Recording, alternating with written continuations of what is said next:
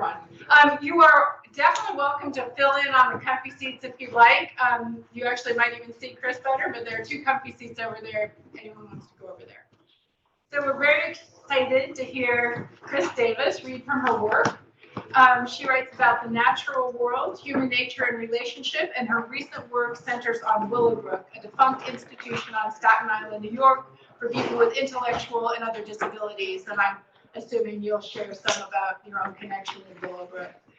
Kris holds an MFA from the University of Southern Maine, Stone Coast, and her work has appeared or is forthcoming in Nimrod, the Banyan Review, the Los Angeles Review, Arts and Letters, and the Maine Sunday Telegram, and on the Split This Rock blog and Maine Public Radio's program Poems from Here. Her poetry, and this is very exciting, I'm excited. Her poetry is a 2023 finalist for the Pablo Neruda Poetry Prize and earned the International Human Rights Arts Festival's Creators of Justice Award. You can find her website at KristenWDavis.com. Thank you, Kris. Thank you for that introduction. Thank you for arranging this reading. Welcome. I'm just getting coffee. I'm here. Thank you, everyone, for being here, and for those of you who've joined online. I'm going to dive right in. I brought 8 poems to read this morning. When I read them in preparation, they were a little short, so I might add a couple more on the fly. We'll see how that goes. But what I brought is a little of this and a little of that. I'm going to open with a seasonal poem. This is also kind of a time of life poem. This one was inspired by a poem written by Ada Limon, who's our current U.S. Poet Laureate. Her poem begins, "It is the season I often mistake birds for leaves and leaves for birds." And my poem is called Autumn Equinox. It is the season I often begin again, even though I am too old for pencil sharpeners and fat pink erasers, old enough to remember the clap of felt erasers, holding my breath against the chalk dust. The loons raft together on the lake, prepare to migrate, their seasons out of sync with mine. When they reach the Gulf, perhaps they will find their nests again. I will miss their tremolo and wail, calls of warning and loss. When the nights lengthen, I begin to recollect my debts, quiet acquittals strewn behind me like brittle leaves. When it was my turn, how many times did I freeze and thaw before I learned what it is to forgive? My blood refuses the equinoctial chill, sunset at the midpoint of its migration north to west, ball of magma that burns its image onto the lake's rippled skin. There is nothing else to do but begin again.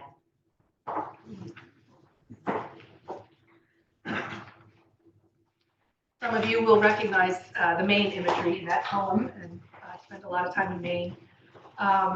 This is another one inspired by the natural world in Maine, and that also involves birds. It's called Brood Patch. She hovers squats over her eggs, body deep in a ring of twigs, beak and tail hanging over. Bald of belly feathers, she warms her clutch against the hollow of skin where blood vessels swell. How come the female does all the work, our daughter quips, eyeing the nest on our porch. Guarding is work, her brother retorts. Would you rather sit on the eggs or fight off a hawk? 3 hatchlings nestle together, fuzzy and limp, not yet able to lift their heads. Mama adjusts her cramped stance, positions her brood patch to warm the chicks without smothering them. Kids home for summer, the house pulses with chatter and yaw. We stuff the fridge, throw parties, listen for the click of the front door when they stay out late. The return to quiet is abrupt. Sun up to sundown, both parents pick over patches of moss, dart to the nest, push grubs and bugs down into narrow throats. Together they mob the hawk that whistles overhead. We humans are all intrusion, chatting in rockers, watering plants. We try to scare off the hawk, play owl calls from our phones. The robins flit up into the trees until the shared haven is theirs again. As the babies grow, we can see their gaping beaks, their soft bodies lunging upward, angling to beat their siblings to the next morsel. After a few days, we see only 2 beaks. The survivors squawk and grow up fast, fill the nest that will soon hold nothing but pillows of down, nothing but worry. When the phone rings at 3 a.m., when it doesn't, I always keep the ringer on. Even before her chicks fledge, I see Mama perched upright at the edge of the nest, puffed, as if she now feels her own skin, as if her belly feathers will grow back the same.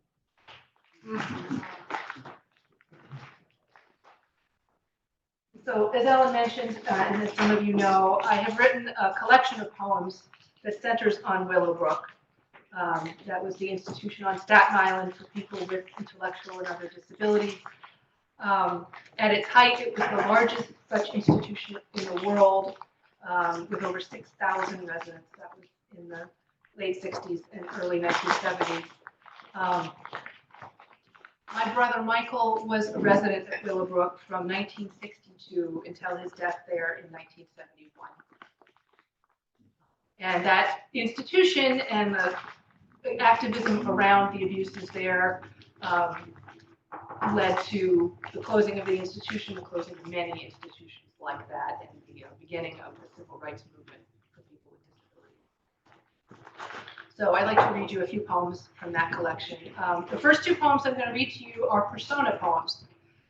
Persona poems are poems written in another voice, sometimes the voice of another person or another being. In the case of these poems, in the voice of an inanimate object. This poem is called Christmas Tree, 1961. My crown grazes the ceiling. The oldest boy hooks me with a globe of glitter-dusted glass, slicked inside with silver nitrate. The next boy nestles a cloth angel between low boughs. Mother spaces bone china bells, just so. On tiptoe, father places the blown glass topper, slender and red. Everyone drapes me with tinsel. My silver hair streams. Even the youngest boy in his wheelchair clutches a fistful. They guide his hand to a branch, press his fingers open until he lets go. The boy gazes at me as his head tips left, eyes fixed. He lingers when the rest wander. My needles stiffen, his torso trembles. The chair rocks closer and closer until we topple, limbs and wheels, bells and globes crashing. It is their last Christmas together. When all is upright again, a new voice sweeps into the living room, a doctor neighbor. I know a good place where they can take care of him. When they carry me to the curb on Epiphany, they will find what remains, vacuum up the last of the silvery shards.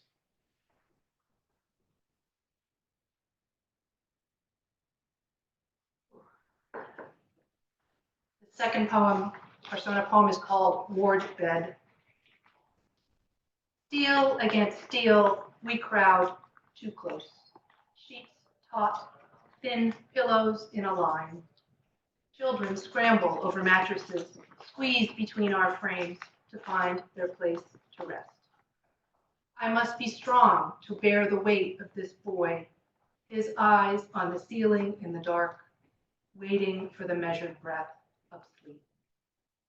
Tangled in sheets, legs thrash against bars, my springs groan as he rolls from unwanted touch. In fevered dream babble, I hear his family's dinner prayer. Bless us, O Lord. A lullaby, the gasp of waking in this place. Seldom silence, I tune instead to the hum and knock of the radiator, the rise and fall of the play-by-play, the Mets game the attendant listens to on the radio, just audible and so far away.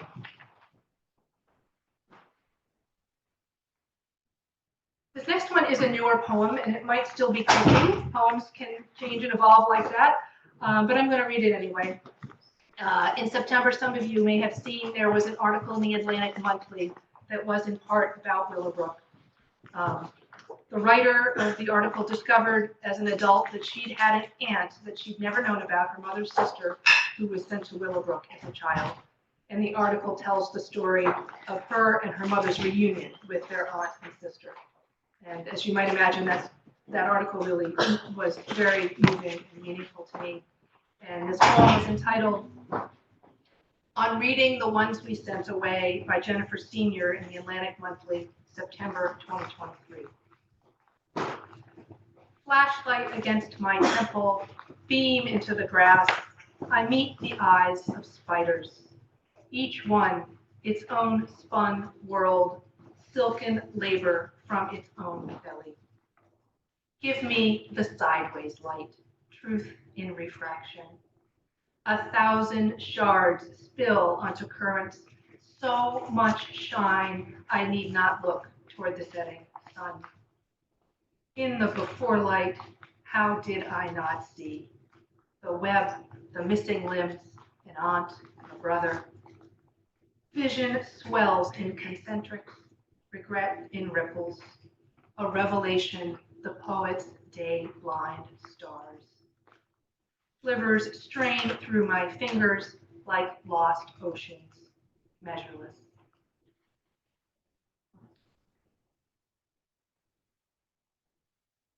This is the last Willowbrook poem. It's one of several tree poems in the collection. Growing up, we had a huge weeping willow tree adjacent to our lawn, and as you might imagine, there were lots of willow trees at Willowbrook. So this poem is called Green Willow. Thirsty willow gnarled into our yard, guileless roots that rippled toward water pipes. Hot breeze gyrated the leaves, a cascade weeping over the fence onto our side. Pillars of light sliced into my secret shelf beneath, limbs tapered to switches. Before the long ride to Willowbrook, I snapped one off, stripped it bare, coiled and wrapped the pliant whip, clenched it tight in my small fist. I did not know that willow was holy to poets, did not know that Orpheus carried willow into the underworld, talisman and shield. I did not know that willow wood hollows into flute, that willow bark heals, that under my pillow a sprig of willow would sharpen dreams. I did not know that the Jews in Babylon hung their lyres on the willows, too desolate, too dry for song. I did not know that innocents once sang willows in the hours before their death. I remember passing through the gates, the green lawns, the weeping willows, though neither the breeze nor the trembling of leaves. I remember cinder block and steel and sticky linoleum, the Spartan room, the nostril burn of ammonia. I know that saplings unwatered will not root, will root shallow, will ache for a sip of water, even from the salt marsh, its soak of tears, dried up now like old news clippings. I know that knobbed boughs bend now toward hollow buildings, and slender leaves sing, willow, willow, willow, all a green willow, long to drip rain. And now I'm going to shift gears. This next poem is one that is from a childhood memory. I think it's a little fun. It's a little confessional at the same time. It's called, and it's in this journal called Passenger, which is for poets over the age of 50. This poem is called Little Denials.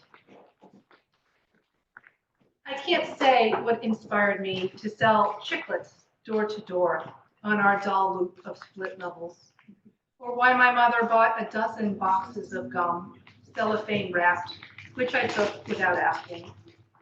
Do your parents know you are selling these? My neighbor, Mrs. Ross, asked before handing over a quarter. Oh, yes, I lied. Surely this was just like selling Girl Scout cookies. Did you buy these yourself? Mrs. Troy wondered aloud before buying 2 packs, 12 sugar-glazed pieces, 2 tight rows in each flimsy paper box. Mrs. Sharkey picked the box at the bottom of the stack, from which I'd taken a piece, chewed it, and spit it out when the flavor, the thin shell, was gone. Maybe she wouldn't notice. She shook the pack. We both could hear 5 chiclets gliding back and forth, clicking against one another in the void. Are you sure they're all here? She looked directly into my eyes. Yes, they are all there, I insisted, expressionless, almost believing. She hesitated, pressed her lips together, gave me the quarter.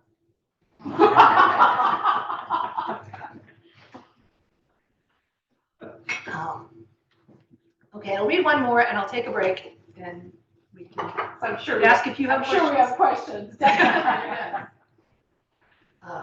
This one, another living poem. This one was on the radio a couple of weeks ago as Alewives at Damariscotta, and here in Nimrod it is Fish Bladder at Damariscotta. Writhing pulse in the tea-colored river, alewives swarm toward birthing waters, strange now in the absence of salt. The shadow of a gull passes over. One by one they fling their silver bodies against a narrowed rush. Whitewater over granite, leap to the next resting pool. 69 stone-lined pools, rungs on a ladder. We come to see them through fields of wild iris, lupines, and buttercups.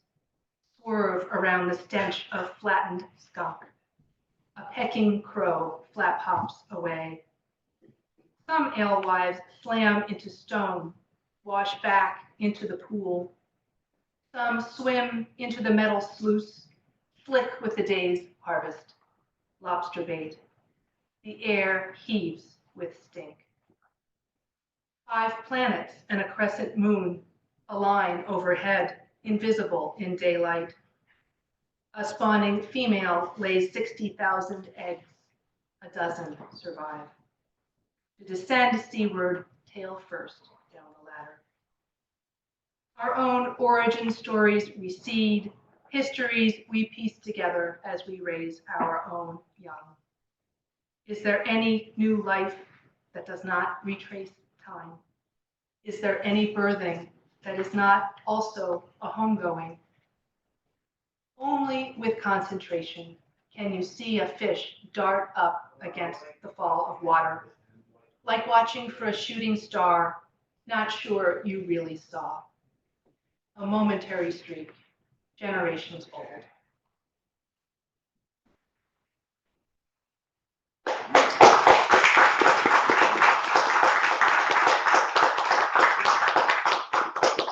Thank you. So, Kris, for questions, do you want to maybe look at different sections? Like there's the Willowbrook section that you read, there's the persona poems, I believe. Persona poems, and then, you know, the chiclet poems. Which makes us question your, you know, moral whatever. But I read that poem in front of my pastor. I just like a really straight face. Yeah. Yes, ma'am. Shall we start with the persona poems and questions? Okay. Yeah. Bye. Start with the persona poems, and I think one was the Christmas tree, and one was the bed. I'm assuming on which you were imagining. Yes. Or anyone who is there. Yeah. I'm happy to start with questions about form and content, but I'm happy to let it. Okay. To let it, just go where it goes. Nancy. I have a more general question. Before you write a poem, where does the inspiration come from? I mean, is it a theme that you have in mind? Is it an image? Is it a sound? Are you on a walk somewhere? Are you, how do you All of those decide? things. Sometimes there is a sound or an image or something that I am specifically responding to that happens to me a lot in Maine. If I look, I watch the light on the lake. Some people who've been there with me know I'm fascinated with the way the light sparkles on the water there and the trees around me, and I will just, write to imagery. Sometimes I'm specifically working on a project and there's something I want to say. So, the Willowbrook poems started because there was something specific I wanted to say. Sometimes I'm in a writing workshop and there's a prompt, and that's where I imagine the chiclet poem came from.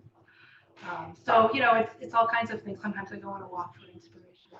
Do you think that's much different from what I might get as a response if I ask the same question as someone writing a novel or fiction? You don't write fiction so well. I don't write fiction, but I think when there's a plot and character development and all the things that it takes to put a novel together, I think there's less freedom to just wander off. And I think what I think is the beauty of poetry is that each poem is its own little moment. And sometimes a series of poems is a many-faceted look at the same thing, but each one is a moment, so there's a lot of Do you freedom. generally end up in the same place that you started out in terms of what you're going to write about? Oh, no. No. I think that a poem eventually has to become what it's going to become. And for me as a poet, if I go into it with a very clear sense of, I want to say this and I want to use these images, it is a very flat poem. I think that eventually the poem starts to make itself. Evolve. It does. I have two questions. One of them is poetic and one of them is not. First of all, just a short question, whether you ever used rhyme. And then the second item is, can you tell us more about Willowbrook? Yes to both. What was that? Oh, Willowbrook. I'm sorry, I didn't hear that. I don't tend to write poems that use end rhyme at the end of each line. I don't write much formal poetry. I do write a lot of what's considered the American sonnet, which is a non-rhyming sonnet. It might be 4/4/2, or it might be 8 and 6 with a turn. That volta is important, but not in the modern American sonnet. There's not always necessarily rhyme. If you want to read modern sonnets, I highly recommend Diane Seuss's Frank sonnets. It won the Pulitzer Prize, I believe, recently, and it's about gritty stuff, but it's just, her writing is unbelievable, and it's a good example of the modern sonnet. I do like to use internal rhyme. I like to hear the sonics of words within a line. So you might hear words that are assonants or have vowels that sound alike within text, but not. Kris, Catherine wanted to know Diane's last name and how do you spell it? Diane Seuss. Like Dr. Seuss. Oh, S-E-U-S. S-E-U-S-S. Thank you. She's a fabulous poet. Willowbrook. Yeah, I can tell you lots about Willowbrook. I guess I'll say my own story is not unlike the story of Jennifer Senior, which is I knew I had a brother who lived at Willowbrook and he died, but I went a long time in my life with that being just this little background piece of information about me. My brother died when I was 5 years old. I did not know. But he was obviously a big part of my family. And there just came a point in my life, I wish it had been sooner in my life, but it came where it became important to me to know, what happened, what was his life like there, what was his life like in our family, which, because I was the sibling who didn't grow up with him, I had never really asked. So that my collection, which I hope to publish someday, I'm trying, is that story, that rediscovery. So Kris, your brother Michael had Down. And how, My brother Michael was born with spina bifida and cerebral palsy. that's right, sorry. So he had physical and cognitive disabilities. He was profoundly disabled. He lived in our family home until he was about 8 years old with my other two brothers who are older than me and also were older than Michael. And then at about 8 years of age, my parents chose to place him. I will say, I think I entered into this questioning not understanding my parents' decision in that time to do that. And I came away from my discovery really admiring and respecting them for having kept him home for as long as they did in the environment that was very shaming and unsupportive. And that was what people were expected and advised to do.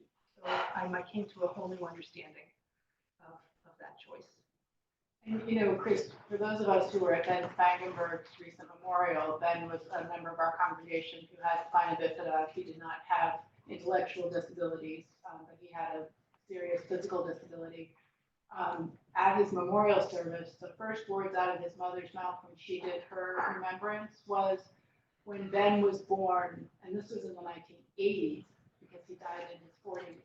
When Ben was born, they told me to put him away.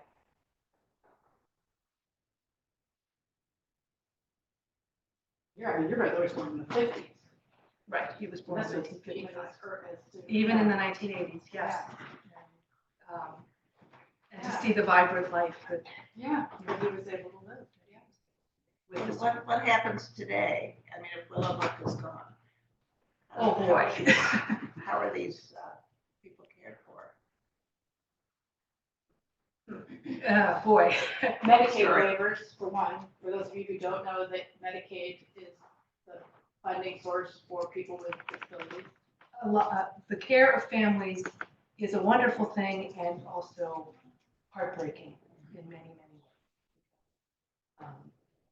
The support is just not, no matter how much Medicare there is, the support is not, you know, the number of group homes is not enough, the number of outside support is not enough.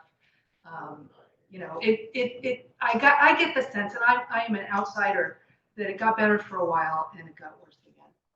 Well, because of horrible places like Willowbrook, it's actually illegal.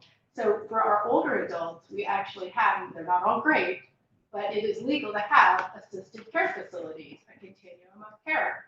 For people with disabilities, that is actually illegal. You cannot have an institution any longer because of the horrors of places like Willowbrook, which, as you're saying, puts a huge burden on families in terms of having caregiving responsibilities for people for their entire life. Right. There are some not-for-profits. There's one that I write about in the collection, or reference briefly, called Job Path in New York City, that, you know, with great effort among many, many people, allows people with those kind of profound disabilities to live in a home with a lot of support, in a home-like setting with a lot of support. So you had Alan first. Oh, I'm sorry. Yeah. Okay, Alan So, and Amanda. You grew up in Maine. I'm sorry? You're from Maine. I'm not from Maine. I Where you grew up? grew up in Rockland County, New York, which is about an hour from Staten Island. So That's that how was you ended up. that, yes. So there were really two choices. There was another institution called Letchworth Village that my parents visited, and for whatever reason, you know, said, this is horrible, we can't do this. Went to Willowbrook. Whatever they showed them at Willowbrook looked better than whatever they showed them at Letchworth Village, and that was the choice. Amanda.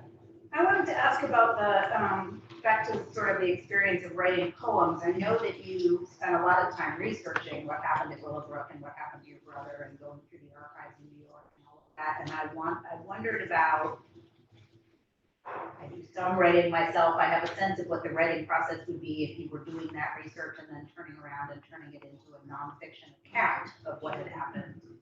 But I'm curious about the connection between that very fact-based research process and then poetry, and how you You know, do you have to wait for a while after you find these facts to figure out how you're gonna look at them through a poem? Like what, just talk a little more about that connection. I will, and it's both. It's, some of it is very immediate when I encounter the material, and some of it takes years Okay. to percolate. I will say that some of you know I got my master's degree a little over a year ago, and my focus of study was documentary poetry, which is poetry that intersects in some way with history and that uses historical document. And so, you know, I spent a lot of my 2 years in that program working specifically on this project. It was during COVID. I was not able to get into the archives at Willowbrook until my 3rd semester. So I was, but I was able to find a lot of other news accounts, especially online.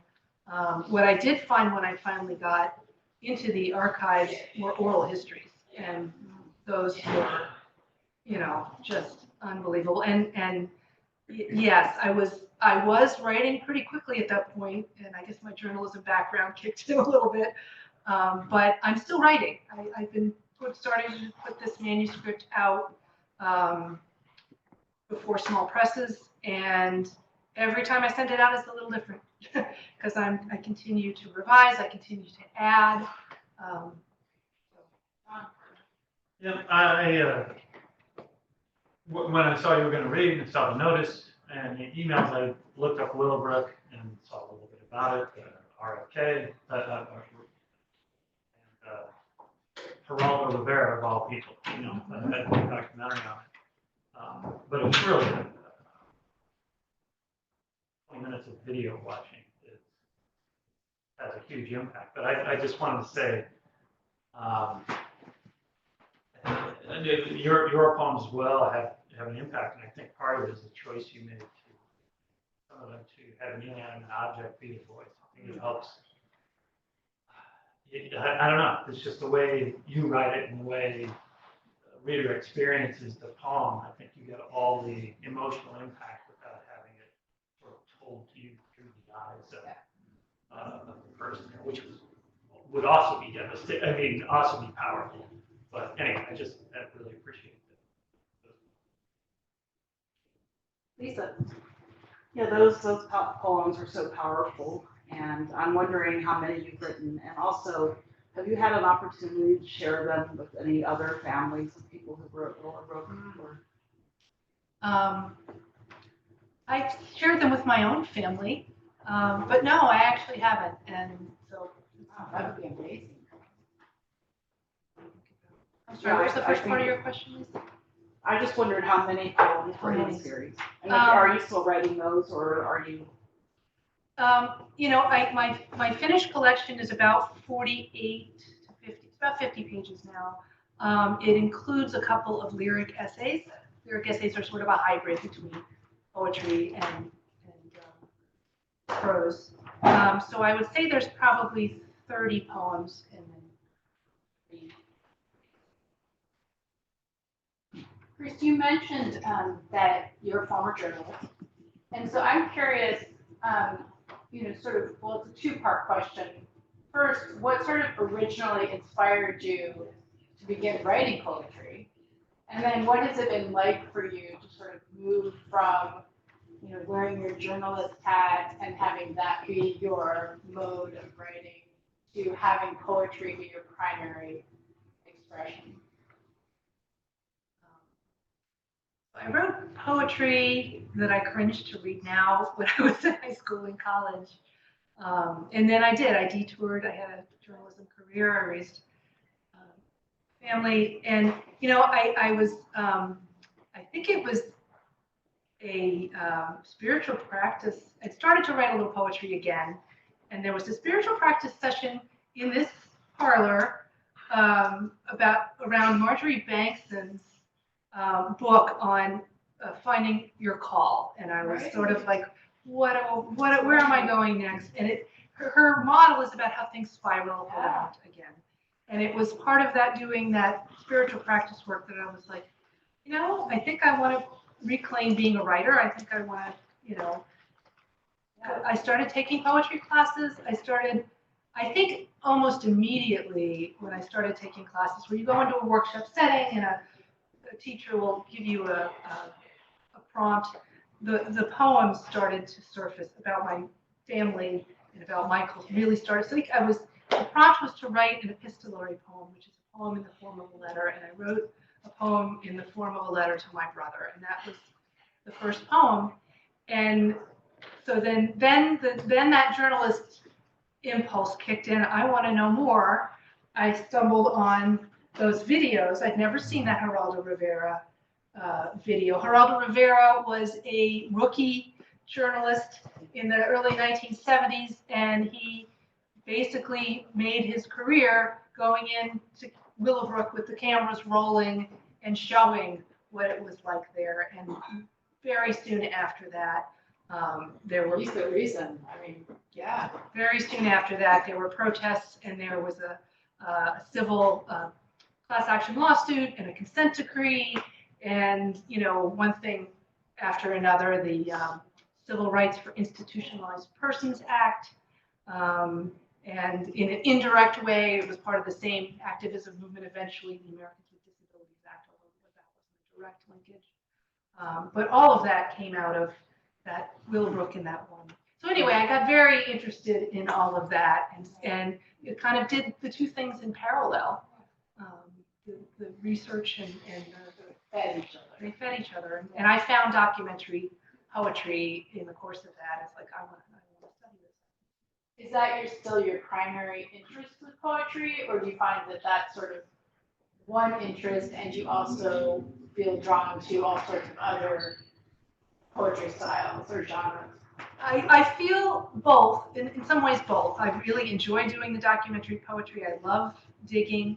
I also feel like I spent my entire MFA 2 years doing documentary poetry in such that I missed out on some other things I might have done. Sure. So now I'm trying to sort of let that go for a while, and I'm trying to really be more lyric in my work on sonics and that kind of thing. Other questions?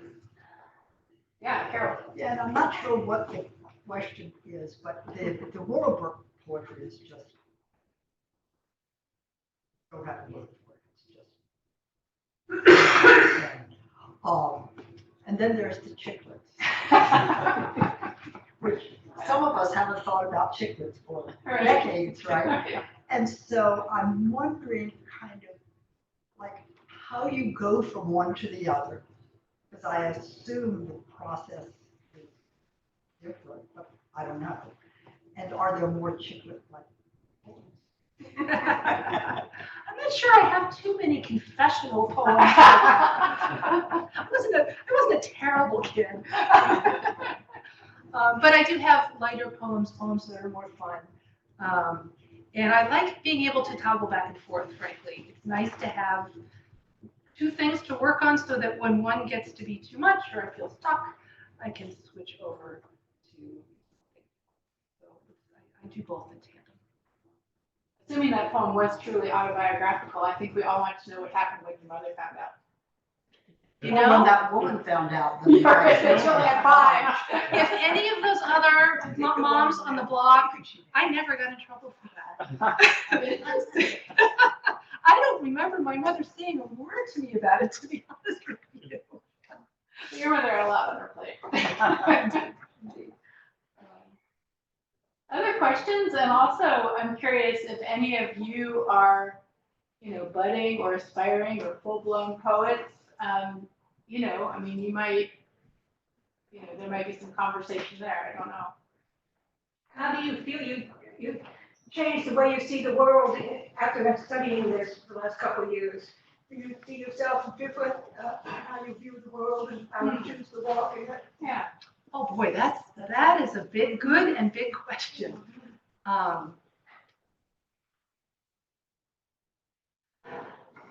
Yes, yeah, I would say the biggest thing is that being a writer of any kind, and I think in particular writing poetry, is an act of noticing. There is a sense of times when I walk through the world and it goes by me, and there are times when I notice It's the smallest thing, and I feel like it enhances and increases my awareness and noticing. Both small and things of beauty, and also things that are difficult.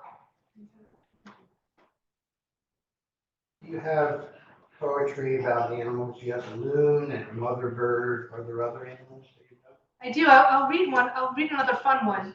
If that's okay. Yes, please. Maybe even a couple more. Okay. I have a lot of tree poems and bird poems, and I have one called. We have until 1, Kris, so you've got 13 minutes. Okay. I have 13 minutes. At least. I am getting I just hate emails that are popping up. Here we go. Okay. This one is called Ode to the Inchworm. Ode to the Inchworm. To flee a hungry wren is to fling yourself from a tree on trust and invisible thread. Neon green tally mark, you dangle like a miracle in the air until you sense the absence of singing.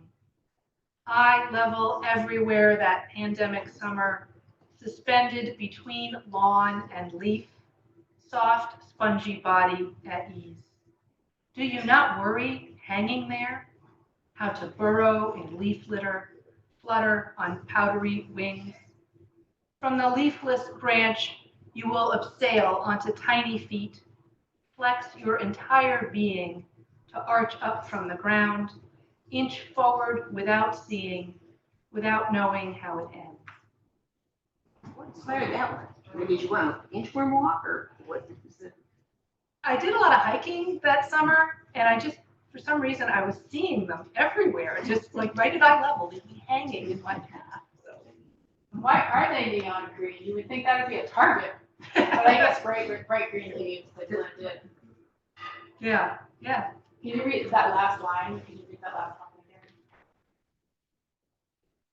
From the leafless branch, you will abseil onto tiny feet, flex your entire being to arch up from the ground, inch forward without seeing, without knowing how it ends. The inchworm. And then I'll read, if I can find it, Nuthatch. Did you say nuthatch? Nuthatch, the bird. Yeah.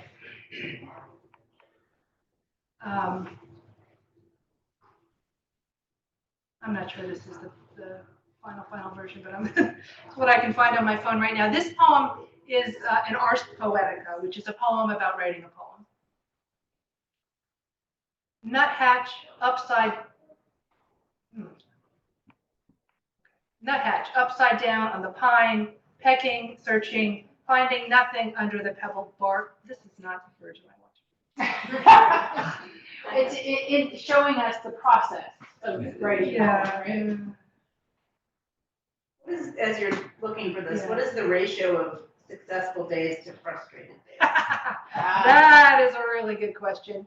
I go more in streaks. Like I'll have a successful week or 2 weeks, and then I'll have a week or 2 weeks where I just every time I sit down to write, I'm like, oh, that's awful. But I keep those little scraps, and I go back to them, and there might be an image or a line.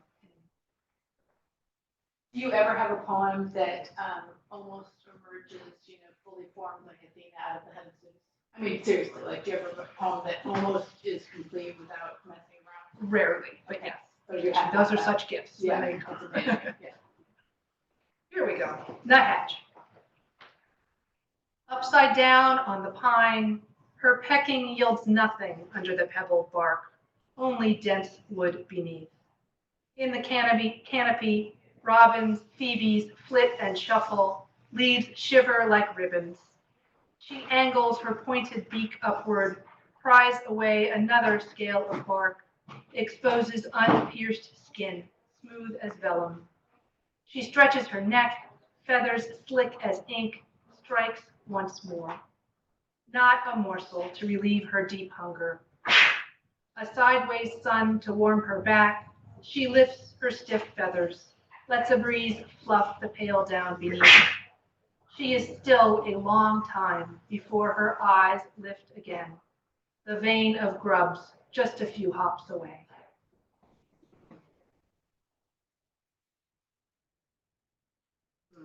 Yeah, and more interesting since we know it's harsh poetry.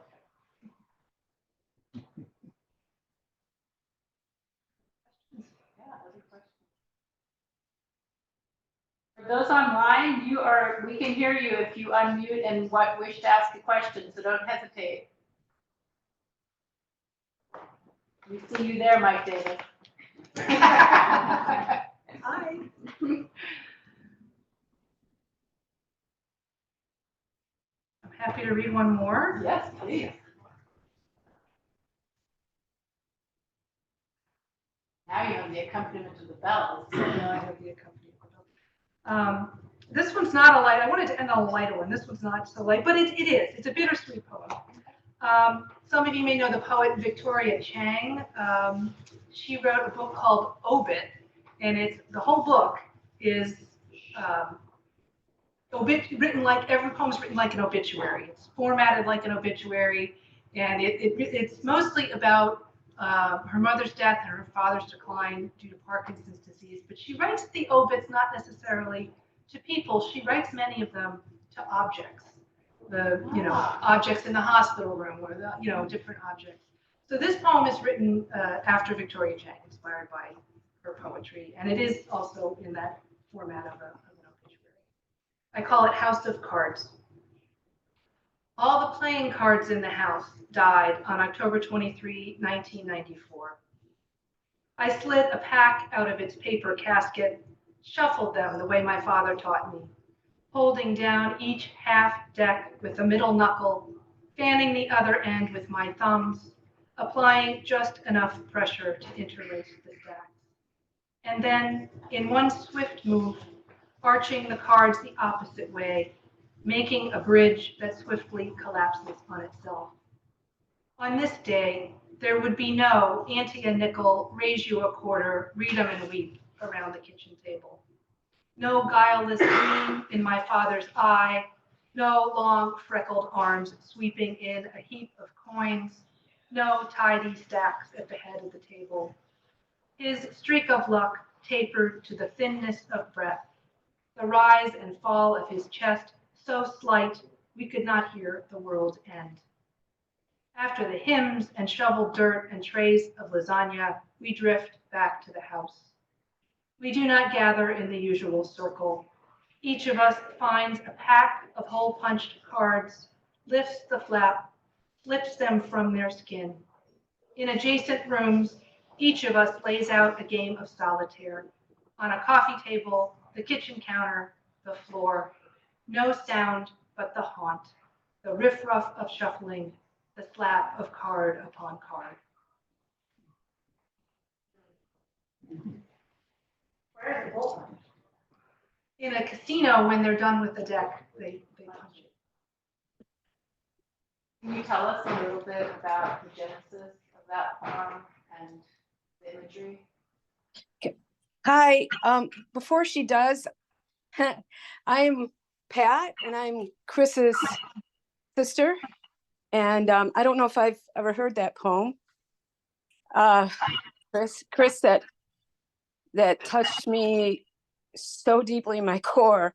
I'm kind of speechless right now. And I want to thank you for sharing that because it was really beautiful. Thank you, Pat. That means a lot. Pat was there for that. For that Yeah. moment. Yeah, I was.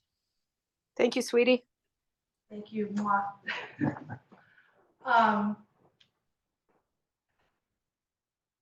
That was a poem that had many, many iterations. And, as you can tell, we were a card-playing family. And that moment really happened where we all came back, where we would normally have a family card game, and each of us, just this happened spontaneously, just sat down and started playing solitaire. And, at some point I realized, boy, is that really a metaphor for what my father was in our family. And so I had that poem in a different form.